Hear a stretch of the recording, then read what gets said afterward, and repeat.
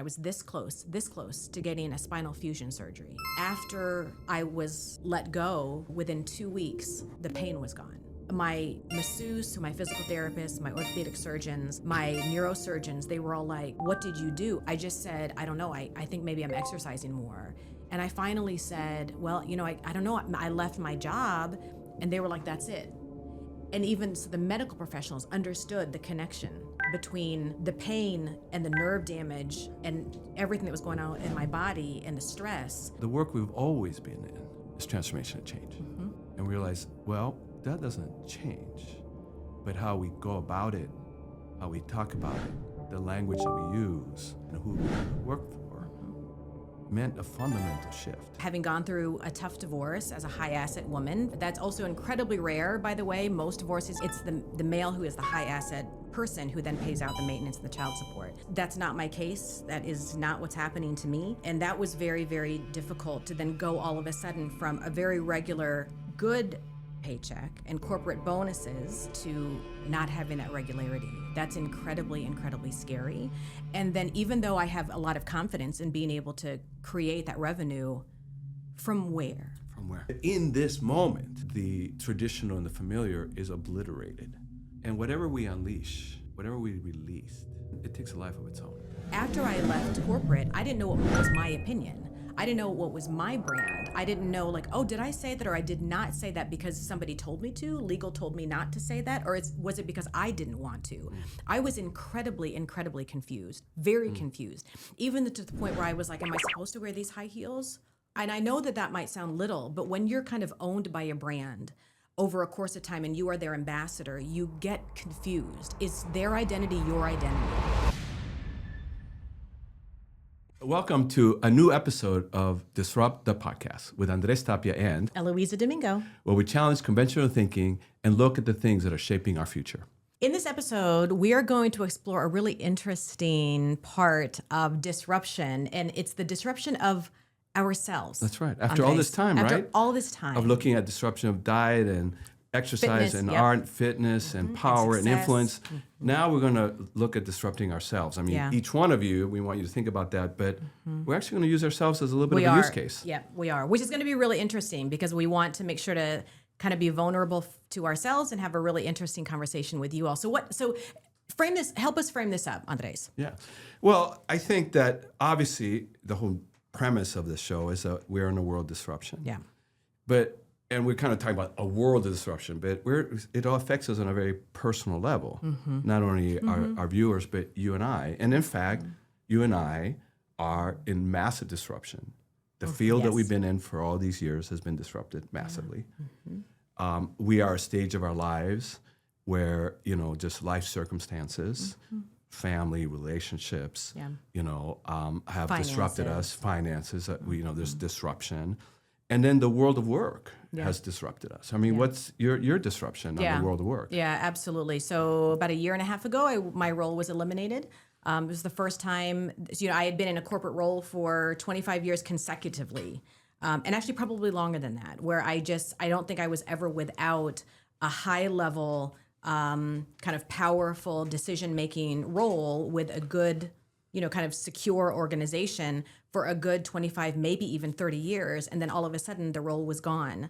And but the interception there was exactly what you just said, Andres. It's this idea but the role that I was in and the industry that I was in was also dissipating. Yeah. And there was no going backwards. So it wasn't even that I was going to sit here and wait for something to happen. It was like, oh my gosh, everything is crumbling around me. So for me, that was a massive disruption. Yeah, and in my case, I had been planning for a while to retire from full-time corporate employment in the summer 2025. And in fact, this summer I stepped off the Korn Ferry platform, which was wonderful for nearly 12 years. And but it was a major disruption after being an employee not only there but other corporations similar to you. Yeah. I chose not to, and the plan was not to go to another full-time employment, but to actually launch on my own, right? And that is disruptive in and of itself. Now, add to that self-imposed disruption, the fact that both of us have been in the field that has been disruptive in a massive way. So what had been a plan to do certain kind of work in this self Right. consulting way, Right.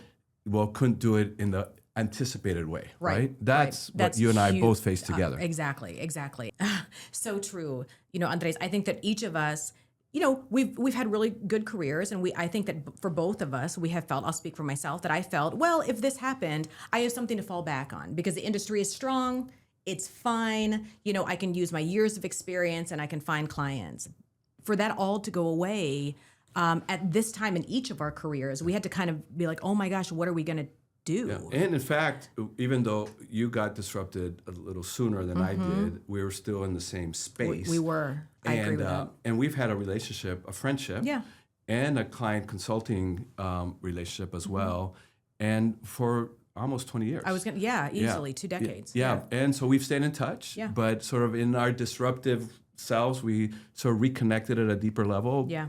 both friendship-wise, and we share some of the relational things that we were going through as Yeah. well, but also to the point of today's conversation, kind of what do we do next, Yeah, right? yeah. And in that, we realized that not only were we disrupted at the same time, but that the chemistry and the connection and the worldview that we've shared suddenly presented an opportunity for us to say, well, maybe we co-create our way through this disruption together. Yeah. But in that, we said, well, let's disrupt ourselves together. Well, so let me ask you a question, because I love that, one of the things that you all as viewers are able to see is this beauty and disruption between myself and my colleague and friend Andres. One thing that you may not see all the time is the individual, kind of disruption that happens behind the scenes. So for you, Andres, did you feel forced into the disruption? You talked about that you already kind of knew, but did you feel forced into this, or did you feel forced to work with me? Where was this concept of being forced and making choices, I guess, and the disruption? Yeah, well, I think part of it, and we're going to talk about identity in a fundamental way. Yes. But let me just touch a little bit on identity here. By nature, I have gravitated toward collaboration. Yeah. Always. Out of my 6 books so far, 5 have been with co-authors, right? And I can think of many other things where I just seek out a kindred spirit, a fellow warrior, someone who can really kind of share the energy to say, let's do something new.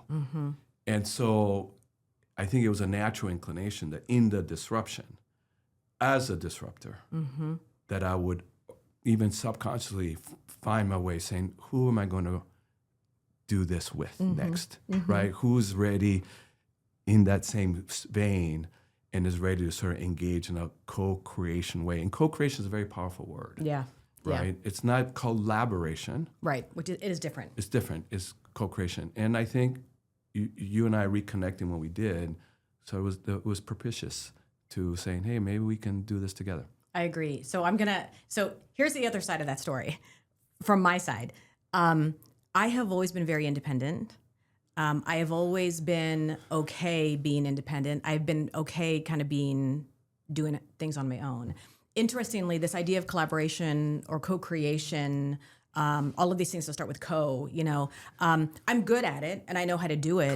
Co-host, I'm good at it. I feel like for a long time, probably since the time that I've been born, I've been very comfortable kind of being on my own. I'm very comfortable being like Eloisa and that's it, And so for me, it was a little bit disruptive to go out on my own, which was very comfortable, but still disruptive because it was outside of corporate and figuring out my brand. But then coming to you, and Andres was kind of proposed, this relationship between the two of us, this collaboration, this co-creation. We were in his car, and he pitched me, these documents that I had read, and I was like, yeah, this is great. This is really, amazing about the new business model and things like that.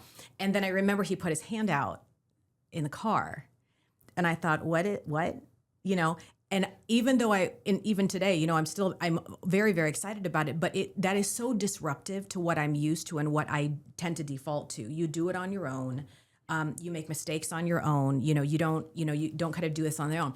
I will tell you, so Andres and I, when we were kind of thinking through this topic or this dialogue, we thought about, 4 things. And one thing that Andre said to me is he said, when the world disrupts you, disrupt yourself even more. And I feel like the world disrupted both of us.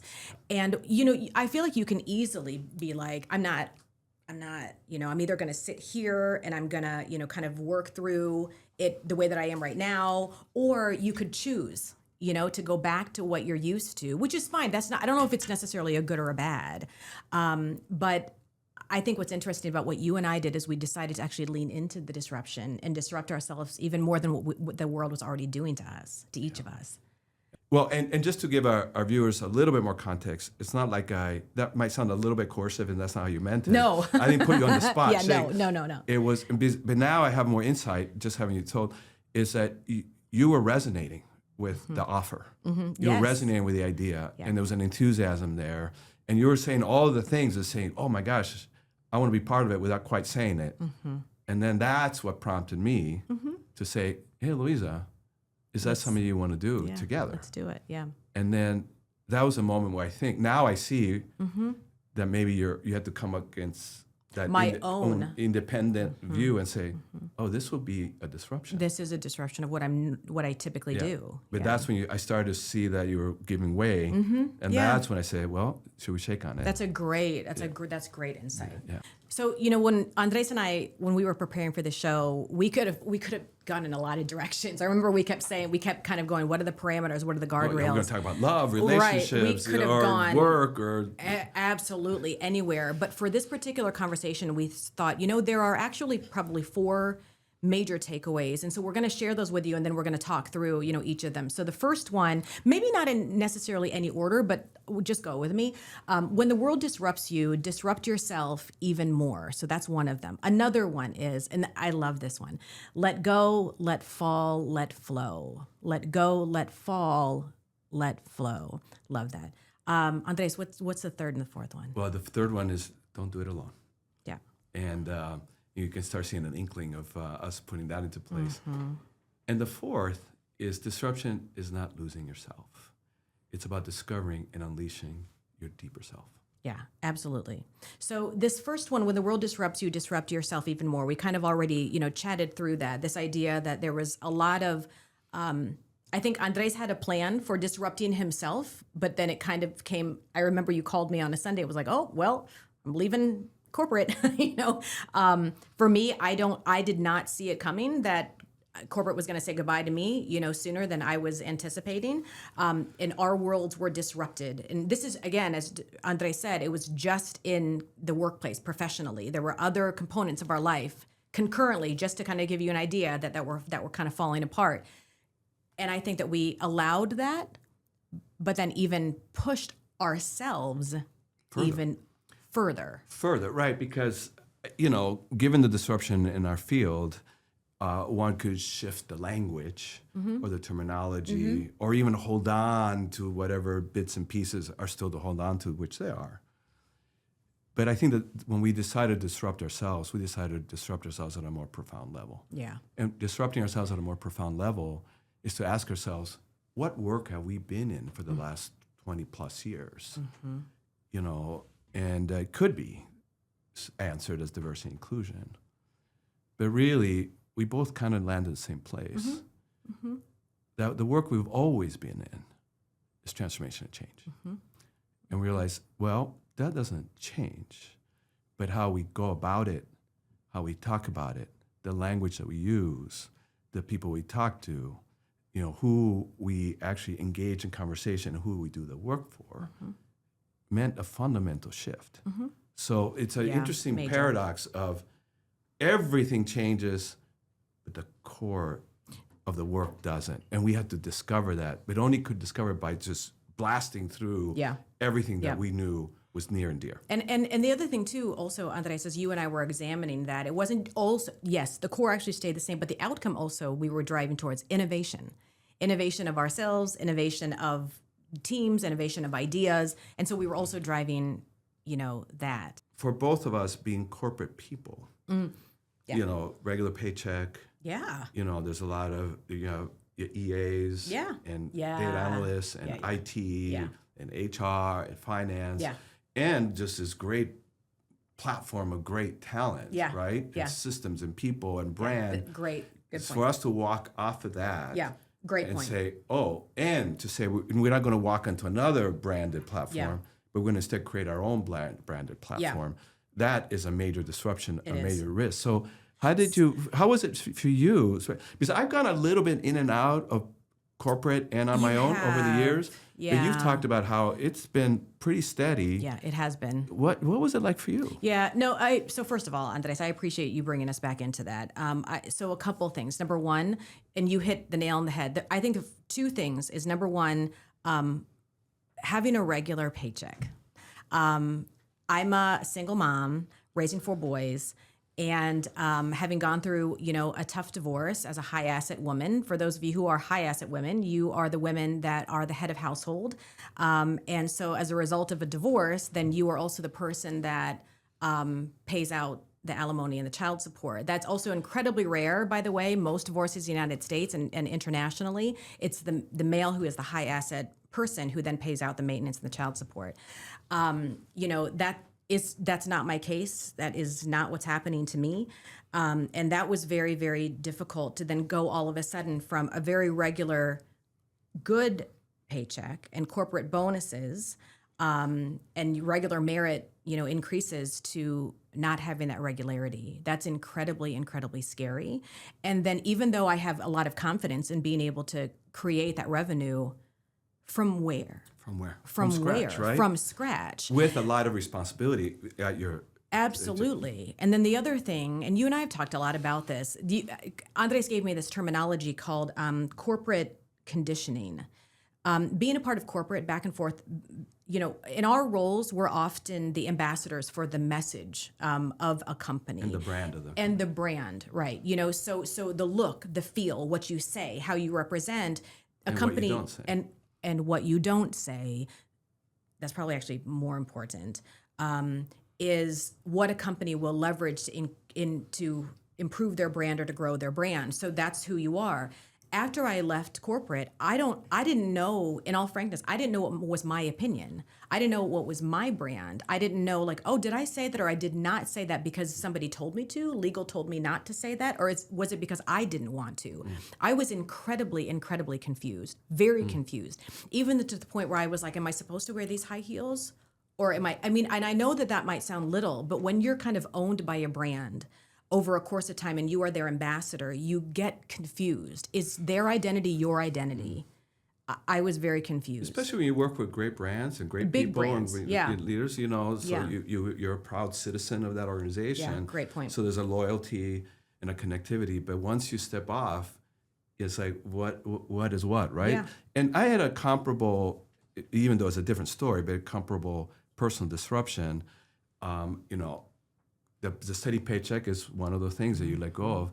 And I'm stepping off corporate at a moment where, my wife is in assisted living because she has a condition called Huntington's, and she's had it for 5-6 years.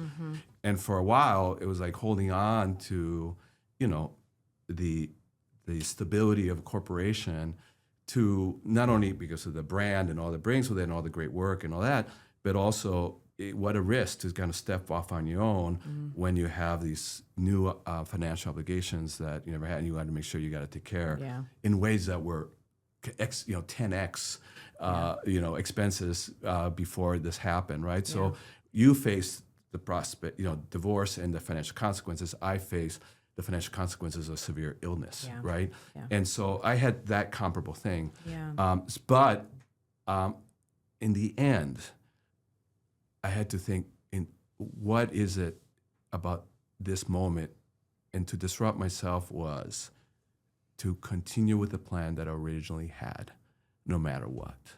That plan was to disrupt myself in the summer 2025, even if it meant with the risk. It's always a risk, but even if the risks were bigger. Yeah. So that was one disruption. The other disruption was that without the support of the corporation, you and as an innovator and a disruptor, which you are too, and we're in this together now, we can't go and make the case to the CFO to invest in an innovative idea. Right.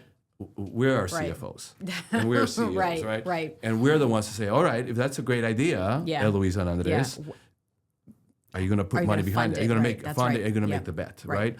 And I think that's a really important disruption because now you can't say, well, they have the money and they said yes, or well, they have the money and they said no. Yeah. What can we do? Yeah. It's like we have the power to take the risk. Are we going to do it? That's a major disruption. That is. Pros and cons though too, right? I mean, because that's a major risk to say, I mean, in all of those instances, the chief financial officer, whoever, those are also checks and balances systems, to say whether or not the company is aligned and going to float. And obviously if we're making the pitch to ourselves, of course we're going to say yes. Well, but it's not. I don't think it's an of course. It's not an because absolute. it's now not coming an out of absolute. it's coming out of our pocket, yeah. right? And in fact, we're writing out a lot of checks right now are. as we make the bet. But I think this is the point we're trying to make: that when the world disrupts you for whatever reason, it's easier to go into a defensive mode. 100%. How do I protect? Yeah. How do I take the Yeah. safe thing? And in both Yeah. of our cases, how do I go to another corporate platform, Yeah. especially? Yeah. In your case, because your position was eliminated,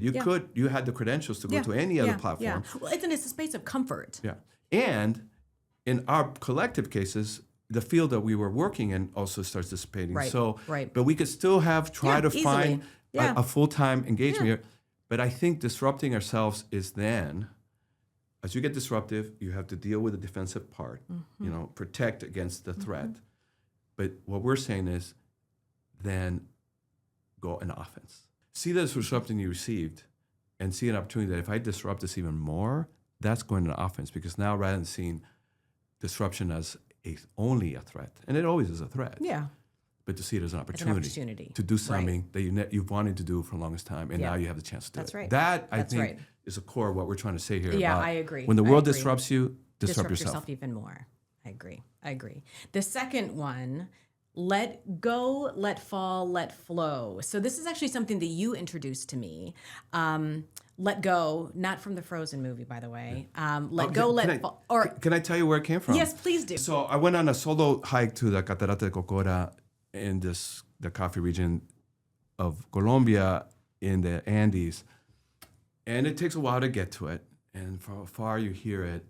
And then you finally get to it. And it's this really majestic, beautiful, tall waterfall. Wow. And I just sat there for a long time. And I was actually in the middle of all this transition and all this pain and all this PTSD based on some of the personal stuff and having been in the Highland Park shooting and things like that. Yeah. And so it was a very meditative place. And I was there for a long time. And I was alone.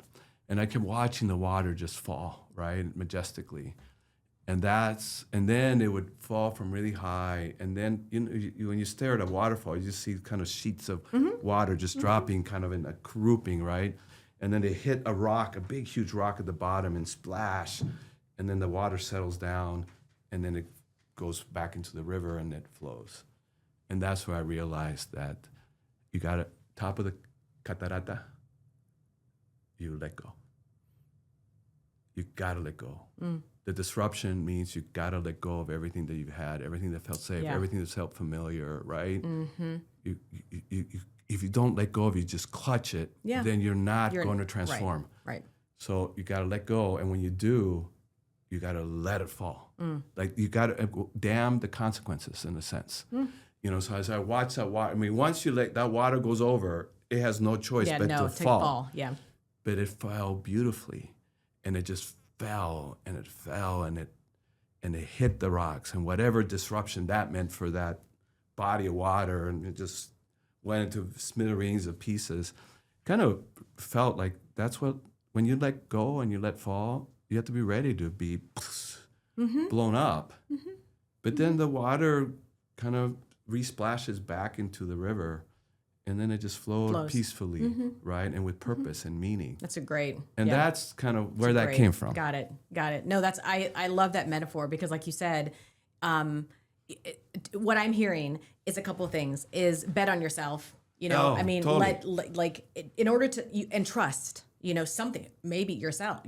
Let it go, and then as a result of that, you are going to fall. And a lot of times, like you said, frankly, you could catch yourself. You could be like, well, yes, I could do that, but I'm going to kind of step over here and not, fall. But I also love this idea, like you said, after this kind of crash, what we all say about the, the peace, after all of the chaos. We always say it's going to be okay. That's the okay, No, but I love that. So I get, so for you, where did you let go though? Where did you let go and let it fall? Yeah, and I think we've alluded to this, like letting go of the corporate platform. Yeah. Letting go of all the benefits that came with it. Yeah. And letting go of the things that made us confident. Because not only the platform made us confident, but the security, the paycheck made us confident, but also the way of doing things made us confident. By realizing us, by stepping off, not only is it disruptive in and of itself, leave corporate, go down your own, but in this moment, the traditional and the familiar is obliterated. So, but rather than holding on to it and trying to rescue what's being obliterated, to just, what if we just let it go? And surrender. Surrender and let it fall, whatever the consequences be of, if I let it surrender and let it go, what will happen as it just runs its course to the bottom of the cataract, right, before it begins to flow. Yeah. And, before it reconstitutes itself and before it can flow again, right? That's the work. And I think you and me reaching out to you and the reciprocity that you had, I think that was us going, hey, we're both in that part where it hits the rock and the water molecules are everywhere. Yeah. But that's the moment I think we caught ourselves I agree. together. I agree. And say, what can we bring together? And on the other side of the waterfall, it's flowing in a different way. Yeah, no, I agree. As you're telling the story, I think a lot about the first and second ones actually going together. Because here's the thing, I don't think that let go, let fall, let flow happens once in disruption. Ongoing. Yes. Ongoing. And repetitive to a place where I think that may break people during disruption. It's like, oh my gosh, I thought I let go, I was falling, and now I have to let go again. Like I have to make another choice to let it go. And when things are flowing, I have to let go again. Like it is this continuous let go, let fall, let flow, let go again, let fall, let flow. There's not a waterfall farther down the river, right? Yeah. And in the rapidly changing world, I mean, disruption has always been part of history and personal lives, but we all feel that it's on an accelerated level. So to your point, is like it's going to happen over and over again in closer quarters now, in shorter spans, right? Time spans. Yeah, yeah, and that's I think where it's. I don't ever want our listeners to think, gosh, this is really romantic that you guys are talking about this, but it doesn't sound, and you all landed on your feet. It's not easy. Disruption is not easy.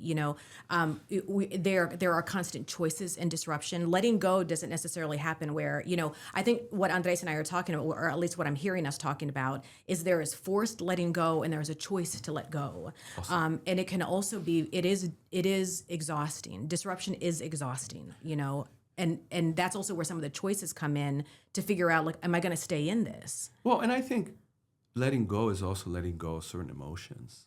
Great point. We haven't talked about that, right? Yeah. Like in your case, point. for example, Yeah. Suddenly like, wait, what do you mean my position was eliminated? I mean, what did you have to let go of there? Yeah, no, you're right. I mean, I actually tied the letting go of the position to my inability to be a leader.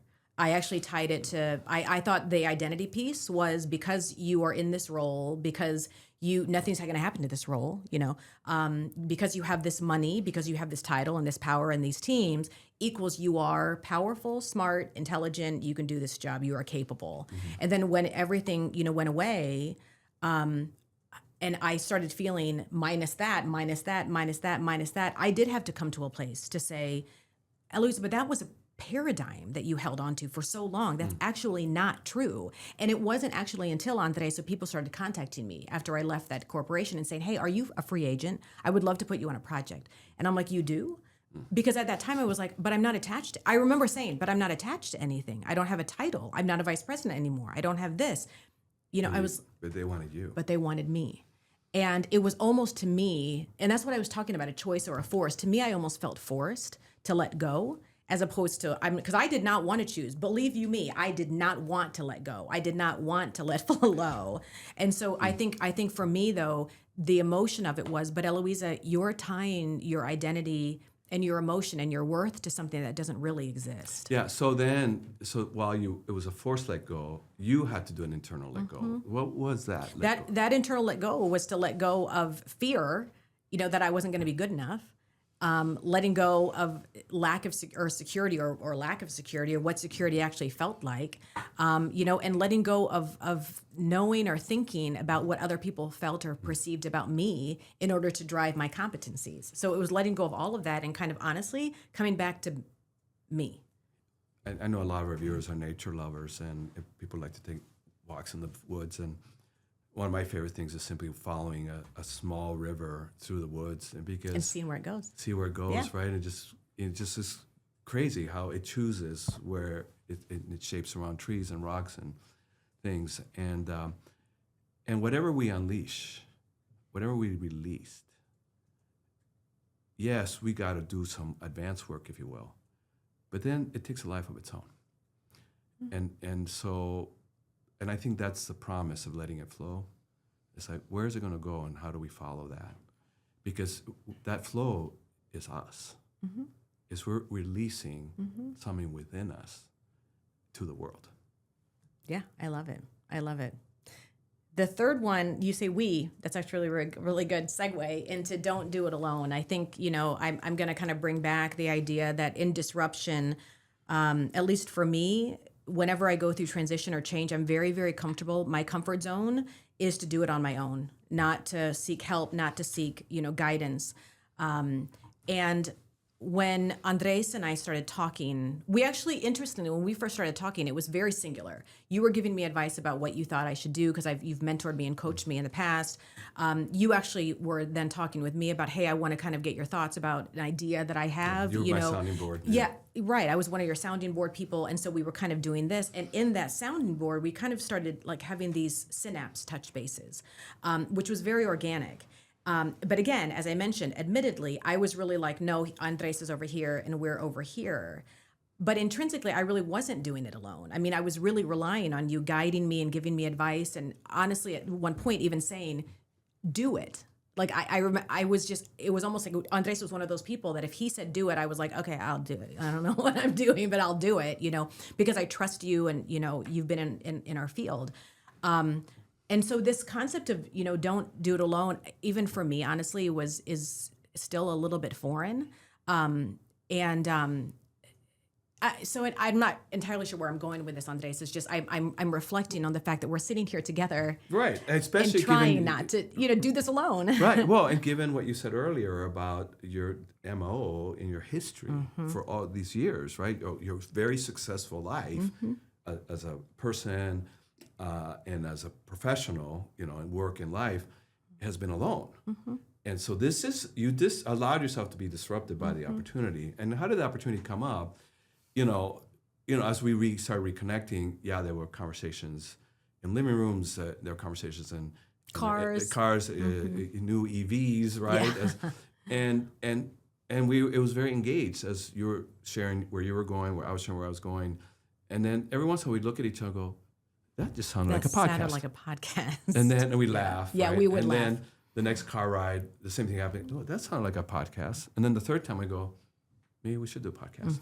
And actually the idea to partner together on the consulting first came on co-hosting the podcast.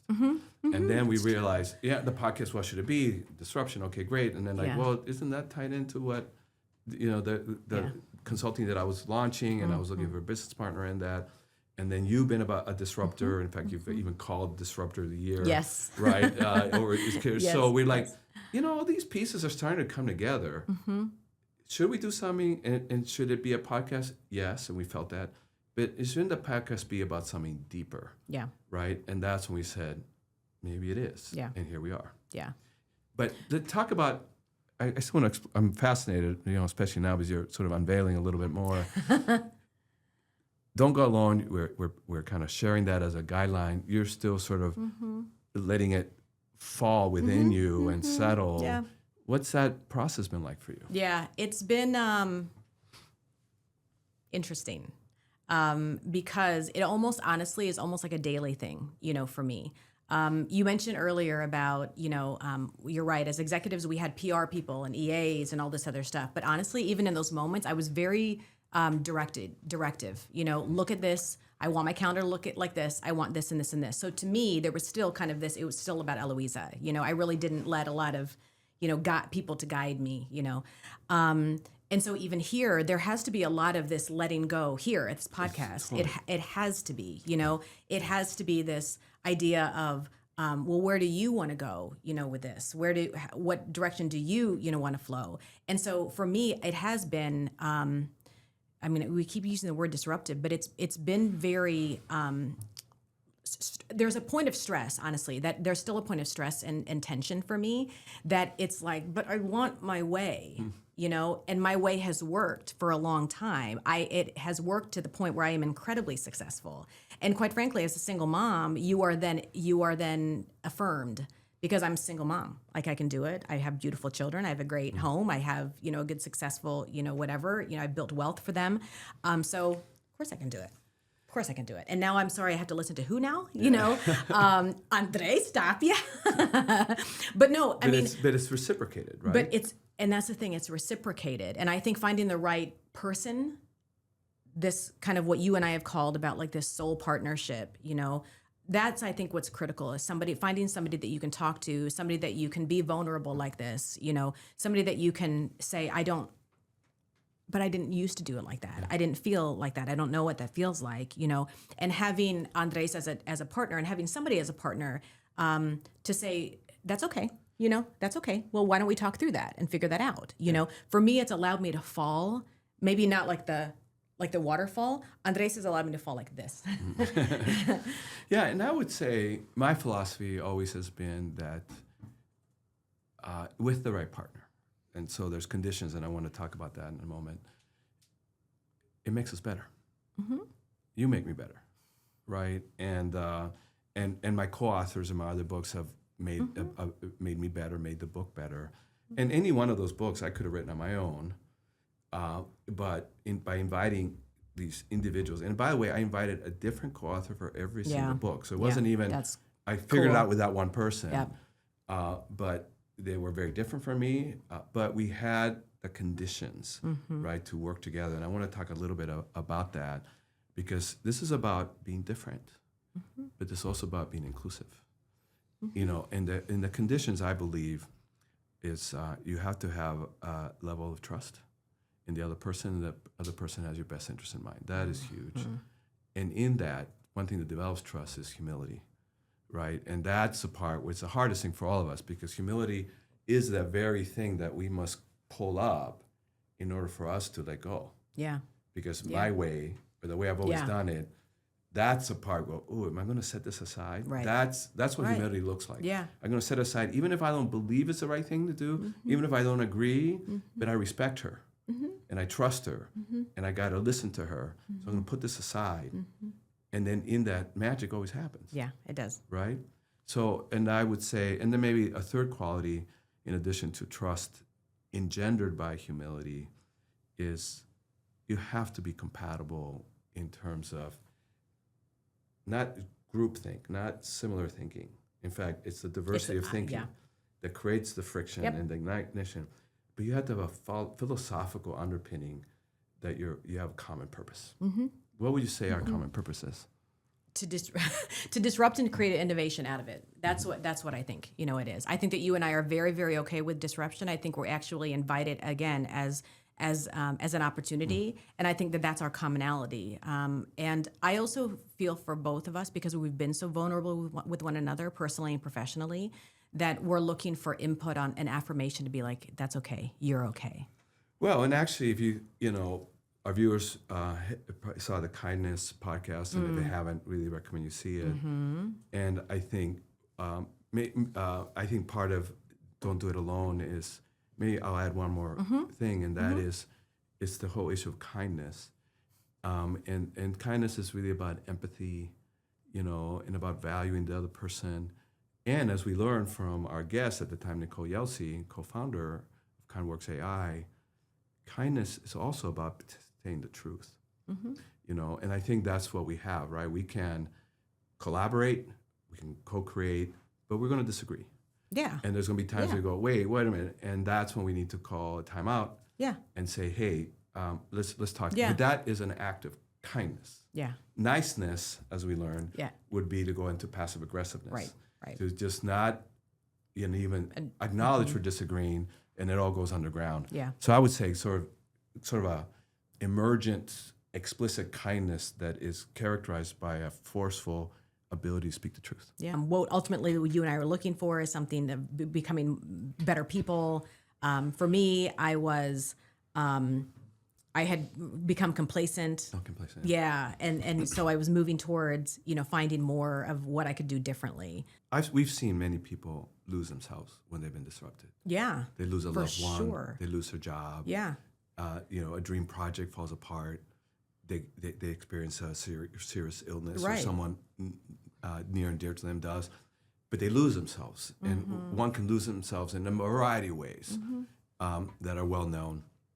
But so we're not minimizing the fact that probably one of the biggest risks of being disrupted is actually to lose It's yourself. losing yourself. Because when we get disrupted, when we say disruption, is that the very things that you have known, that you've built, that you become familiar with, that you are have mastery over, those are the very things that have been taken away.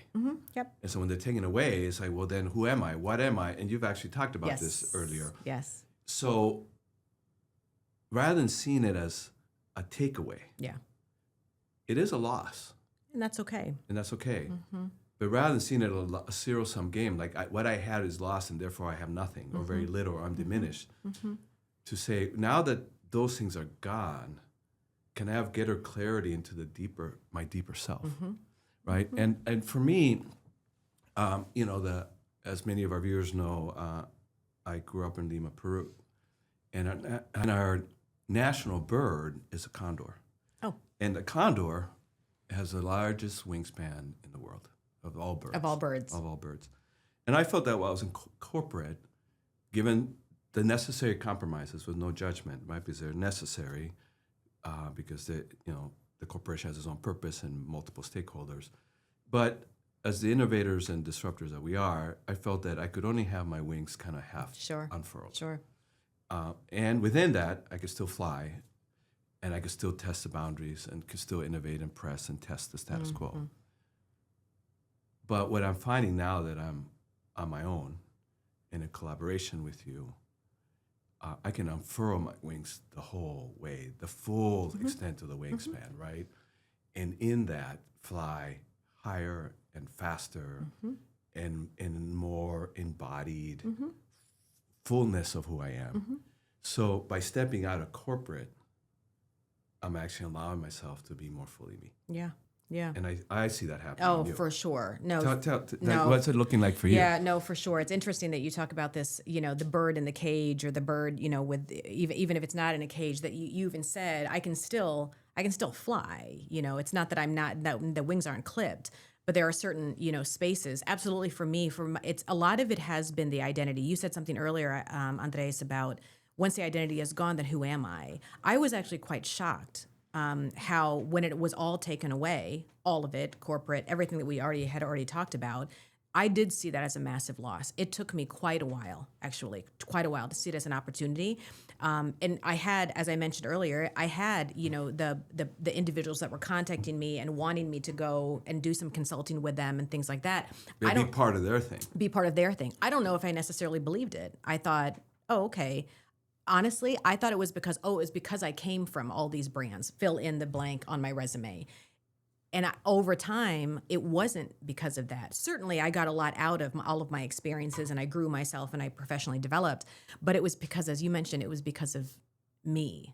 And so I think for me, honestly, a lot of these lessons that we talked about, when the world disrupts you, disrupt yourself even more, let go, let fall, let flow, don't do it alone. And then here, that disruption is not losing yourself, it's growing. Those were all forced lessons for me. Yeah. And I would say not only growing, but I think discovering the deeper self. That's what I've noticed in you. Oh, for sure. That's I've good. known you for 20 plus years. Yeah. And the essence of Eloisa is here, of course. but now it's more fully I, manifested. I would agree with that. Right, your I voice would, is stronger. Yeah. Is bolder. Yeah. Right, it's more assured. As assured and bold as you as were. it has been. Yeah. Well, now you're seeing how much bolder and assured. I 100% agree with that. I 100% agree with that. But again, I would note that for me, and I think it's a little bit different for the two of us, which is actually good, which is what draws us together. For me, disruption was really forced upon me. And I had to make a lot of choices, which for me was very, very exhausted. It was exhausting. And it kind of still is, it is, that's why I said earlier, this let go, let fall, let flow. You don't just flow and everything is great. It is a constant, at least for me. And that's okay. I just want to acknowledge that. But I think you're discovering some things about yourself. I am. What? Give us a few examples. No, I'm discovering absolutely that I have my own opinion, that I can do this. And I know that it might sound really esoteric, but when you feel that you have been within a corporate environment and they own your look, your feel, what you say and what you don't say, you get very, very confused. And so what I'm learning is, my gosh, I do have a voice. I can say it louder. People are actually asking me, to do that. And that it also, it feels better. As a mom, it actually feels better because I'm saying the things that I would normally say in my home, but now I can say it on a microphone. And that if you really do, kind of trust yourself and let yourself go and let yourself fall, you actually feel healthier and better and happier. You talked earlier about this condor, piece. One thing that maybe some of the viewers don't know is when I was in corporate, the last 8 months of my being in that job, I had lost feeling in my arm and had a pinched nerve in my neck. And so it caused damage. I actually still have nerve damage in the back of my arm into my hand. And I thought it was because of ergonomics. So I got a whole setup, sent from the company, and we had an ergonomic assessment and all this other stuff, and nothing went away. And I ended up going to physical therapy and orthopedic surgeons and things, and I was this close to getting a spinal fusion surgery. And after I was let go from the role, within 2 weeks, the pain was gone. My masseuse, who I was seeing my masseuse every week just to loosen the muscles, my physical therapist, my orthopedic surgeons, my neurosurgeons, they were all like, what did you do? I didn't even tell anybody that I lost my job. I just said, I don't know. I think maybe I'm exercising more. And I finally said, well, I don't know. I left my job. And they were like, that's it. And even so, the medical professionals understood the connection between the pain and the nerve damage and everything that was going on in my body and the stress. And in all frankness, kind of being somebody that I don't think that I am. And so for me, that's been quite a journey, coming here and like discovering who I am. This idea of discovering and understanding the fuller you, the deeper fuller you, and deeper myself. Yeah, and I want to make sure our viewers understand that even though our use case is unique, and we're talking about corporate to on our own, we're not saying that that's what people need to do. Right. I mean, there's ways of doing all these things, about, when the world disrupts you, disrupt yourself, right? And you can do that wherever you are. And maybe it's time for you to be in a new role. Yeah. Right? It's time for me to ask for that promotion. Yes. Or a stretch assignment. Stretch assignment, right? This is let go, let fall, let flow. You can do that with an organization, especially when organizations in a lot of disruption, where they themselves are learning to letting go and letting flow. You can be part of that movement and part of the creators and part of the co-creators and the innovators there. And don't do it alone. I mean, when you go off on your own, you have to work hard. You do. To not do it alone. But in a corporation or organization, nonprofit or governmental, you are surrounded by great people that have been hired and vetted, and really lean into involving them in your growth, within the organization, outside the organization, and as appropriate, even personally, right? And this final thing about disruption is not losing yourself, right? But it's discovering it, unleashing the deeper you. You can also do that within the organization, and that's where it's important for you to question: Have I been in this particular role too long? Yeah. Have I not stretched point. myself? Have I not raised my hand to have the more challenging assignment, or even an assignment, in a nation that you're in? So these issues of self-disruption and the disruption of our identities, sort of as professionals, can happen in any context. Absolutely. But I think these principles can be applied. Yeah, absolutely. Absolutely. And for those of you who are out there and, similar to myself and Andres, where you've left your environment, corporate environment, you're kind of going out on your own, that can be scary as entrepreneurs. We're surrounded, Andres and I now are more than ever are surrounded by entrepreneurs.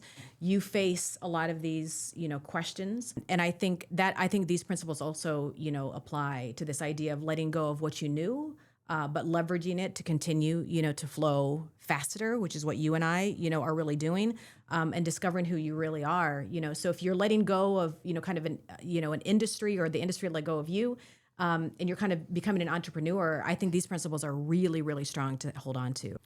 So as we close out today, I just want to thank my partner, soul collaborator, soul as in soul, S-O-U-L, not soul, collaborator, for leaning in and really teaching me a lot about disruption, allowing me to let go, because you do need people to help catch you, as well. And we want to thank you for allowing us to share a little bit deeper. You've heard some of our story already, but I hope that this also helps and that we've provided some takeaways, for you, wherever you are in your point of disruption. We hope that we've allowed you to kind of like pause and think about, these things. And we'll make sure to put those, 4 things up And again. I think just to pull back the curtain a little bit on why we did this part, is we believe in context a lot and backstory, so you can understand. Understand the backstage, you can understand what's happening front stage. Yeah. And we're, in your iPhones or in your Androids or in your, laptops and iPads and all that, in a variety of different ways. And, we're getting to know each other through this and the comments that we get. And we wanted you to know a little bit more, not only about us personally, but about this collaboration that is inherent in a co-hosted podcast. That's right. That's right. There's a reason why we're doing this. That's right. And we want to, wanted to share that with you. Yeah, I agree. So for more information, click on any of the links that you find. You can find Andres at his website, me at mine, and of course at our joint, website. There's a ton of ways to continue to follow, to engage with us, to subscribe on any of the links that you see. I want to thank you again for joining us. This was kind of a special conversation because, as Andres said, we kind of wanted to show you a little bit of how we did this or why we did this and provide a little bit more context.